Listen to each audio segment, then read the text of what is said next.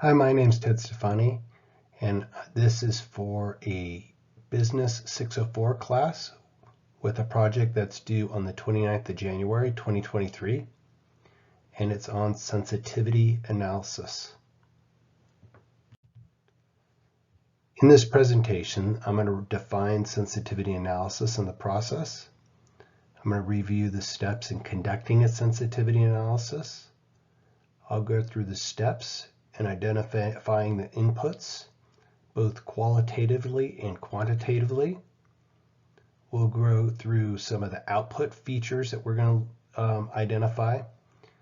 We're going to incorporate risk into the budget analysis, and finally we'll end with a slide with an example of what a sensitivity analysis looks like. What is a sensitivity analysis? Well, it's a what-if tool. It's a tool that allows us to identify inputs into a business problem that's being worked on and identify by adjusting those inputs to see how it varies an output that we choose as a metric to see if our business model is going to accomplish the goal that we hope it does. It generally requires technology like Excel to conduct the sensitivity analysis, which will allow you to alter variables and see what your outcome is real time. The general steps in conducting a sensitivity analysis include you want to find what your base case output is. You may identify your best case, you may identify your worst case, but you want to find the most likely outcome with your business project, and that's what you're going to use as your output. You'll want to take each of those, after identifying your output, you also want to look at how you're going to measure that, whether it's going to be your internal rate of return, your net present value, your discounted payback period, net profits, profitability index. You want to identify some output that you're going to weigh everything by. You're going to identify your inputs or assumptions. And with this, you'll have to quantify each of those. So a lot of times, first you may look at those from a qualitative standpoint, but then you need to put some numbers to that so that you can alter those and see how that impacts your output. Once you've done that, you're going to take a percentage of your outputs to your inputs, and with that, you'll evaluate that and identify whether or not you are accomplishing what you're setting out to with your project. So those qualitative inputs are the key process inputs need to be identified. And they could be, depending on your project, any number of variables from incremental sales to cost of goods sold, advertising, marketing, capital requirements. There are a lot of different factors that you can use as your inputs to see how you will alter your central output, whatever you want to accomplish with your project, but also with your sensitivity analysis.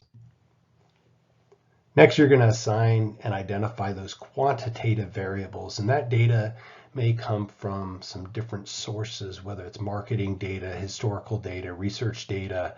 A lot of times, if you've done a similar project in the past, you can use some of the data from that to see for your input data and such. The net present value and your other variables for your output data, you're most likely going to use Excel to track those. And then when you do the sensitivity analysis, you're going to adjust one input at a time and keep all the others the same and see how that varies your output.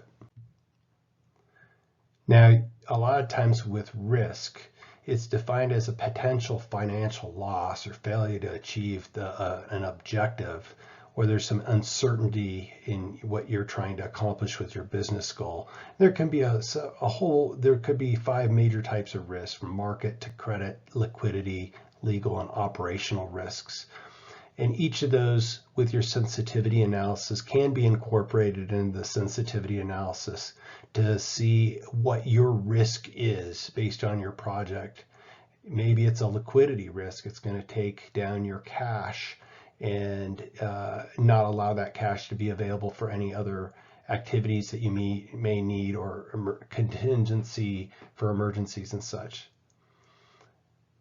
Then the similar to identify these different risk steps is going to be similar to when you were looking at your inputs and your outputs. You may want to look at those risks that you're most worried about and incorporate them into your sensitivity analysis. This is an example of a sensitivity analysis that I took from the Corporate Finance Institute website.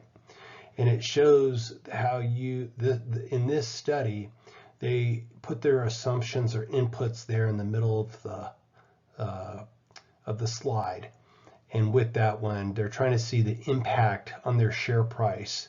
And they're going to alter those assumptions or those inputs to see how it may alter the share price.